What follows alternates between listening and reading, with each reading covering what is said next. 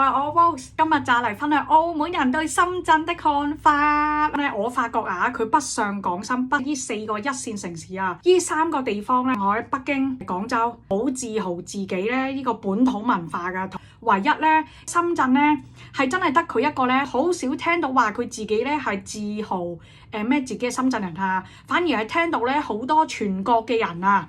過晒去深圳，然後都可以嚟到深圳就變深圳人，即係起碼佢哋冇咩獨特嘅本土文化。深圳呢個地方係可以令到全國嘅人口咧過去佢呢個地方撈咧，有好大嘅歸屬感啊，唔會話覺得格格不入啊、排斥感。呢個係我一路對深圳知道嘅嘢，同埋深圳真係極爆大，跟住深圳啲商場都超爆多啊，而且超爆有型咯！即係深圳齋一個南山區啊，已經可以行你幾日啦。勁多商場係靚嘅，啲展覽又係多，即係佢啲藝文程度咧，同廣州一樣，都係一樣係豐富嘅。再去咗嗰個羅湖區嗰邊啊，即係佢每個區咧都有每個唔同嘅著名商場噶嘛，好多區行啊，好多嘢行啊。深圳商場多啦，佢有一個 KK1 藝術商場。同埋佢隔離嗰個商場有一個，哇！嗰啲熒幕咧真係又靚又先進啊！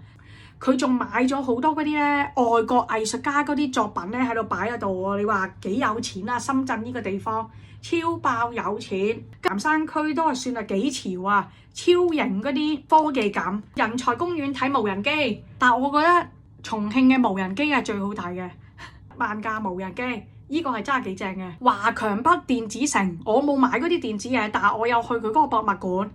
跟住我發現博物館咧，竟然有部比特幣嘅礦機喺入邊喎，我都笑啊！呢啲果然係玩科技嘅地方啊！我嗰陣時都呆晒，又話係咯，又話禁咗嘅。點知成部比特幣礦機喺度展示喺度咯，然後佢個簡介仲寫住比特幣礦機咯，超屌咯！華強北咧嗰個博物館有啲細啊，反而咧我好羨慕嗰台灣咧有個最紅嘅館長咧，嗰陣時嚟深圳啊嘛，阿仁雄咧果然啲待遇都唔差噶喎，佢去晒咧嗰啲最正嘅總部啊，去嗰啲探索咯，我好羨慕咯。嗰啲 DJI 啊，TL360，跟住仲有去勁多嗰啲咧機械人館，可能我中意嗰啲咧最快最新最潮嘅嘢啦。哇！佢去嗰啲地方都係我超爆想去、想見識、想擴大眼界㗎咯。所以話果然深圳咧就係真係科技之都啊！佢仲潮到咧可以睇到無人機外賣喎，啲人仲喺度研究嗰架無人機，然後寄啲外賣，我覺得真係潮到炸裂咯，太潮啦！第一次見到呢啲咁嘅嘢，同埋仲見到人哋啊遛狗咧係遛機械狗咯，我以為我自己眼花，我嗰陣時係12月見到嘅隻機械狗，我即刻上網查啦，淘寶啊，好查佢隻機械狗，哇！救命啊，幾萬蚊啊隻狗，哇！啲深圳嗰啲有錢人果然係多啊！春晚啊就見到嗰隻狗啦喺度表演啊！即係證明深圳呢個前沿性啊，都幾潮啊！即係我覺得咧，深圳咧就係南山區啦，嗰個羅湖區係最多香港人噶啦。海上文化中心嗰啲展覽都好多，都好屌噶。我嗰陣時都有去睇過嗰個咧，阿孫宇晨咧，佢依家買咗嗰個作品啊，嗰隻香蕉貼喺個牆度，我都係因為去深圳先見到呢個展嘅啫。住過一間賓館啊！好彩我自己一個人啫。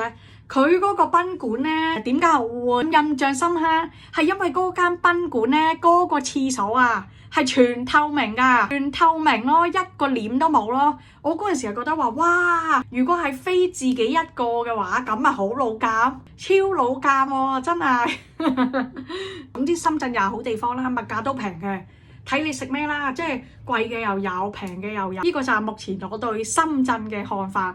好，就係咁啊，先分享咁多。拜拜。